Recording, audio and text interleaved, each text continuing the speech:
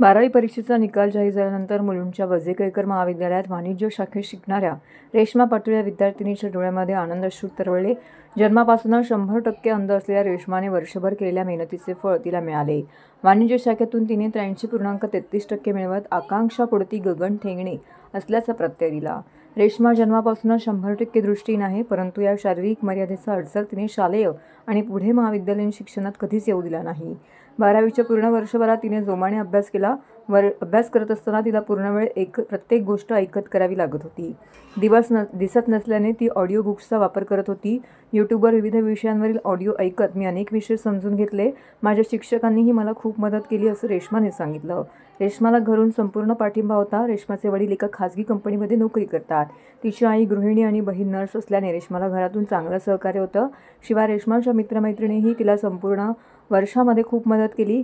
दोन्ही डोळ्यांनी दिसत नसल्याने माझ्या अभ्यासात आणि महाविद्यालयात सोडणे आणणे यासाठी माझे मित्रमैत्रिणी नेहमीच माझ्यासोबत असायचे। त्यांच्या मदतीशिवाय मी हे यश मिळवू शकले नसते असंही यावेळी रेश्माने स्पष्ट केलं। आपण पाहता महाराष्ट्रामध्ये आज आपण जर आलेख पाहिला तर शैक्षणिक क्षेत्रामध्ये आज 12वीच्या परीक्षा ज्या उत्तीर्ण झालेल्या आहेत त्याच्यामध्ये मुलींनी बाजी मारलेली आहे।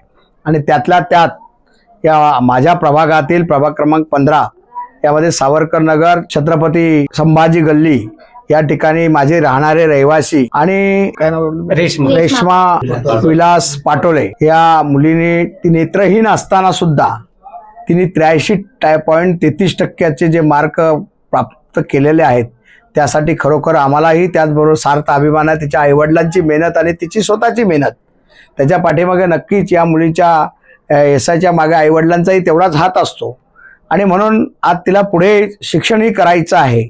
मी महाराष्ट्र राज्याचे उपमुख्यमंत्री माननीय एकनाथ शिंदे साहेब यांच्या वतीने मी स्वतः या प्रभागाचा नगरसेवक म्हणून मी तिला सांगितलं तिला काय करायचं आहे। ती म्हणते मला पुढे BMS करायची आहे, डिग्री करायची आहे।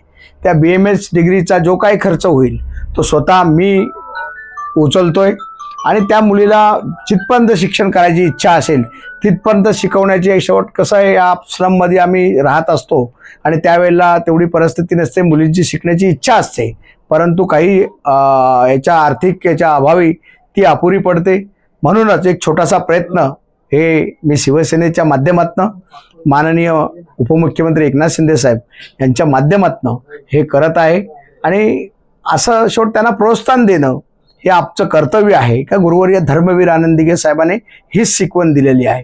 आणि ज्या वेळेला अशा प्रकारचे रिझल्ट लागतात आणि त्या रिझल्टना खरोखर त्या मुलीने आज तिने जो मेहनत केलेली आहे त्या मेहनतीला माझा सलाम आहे।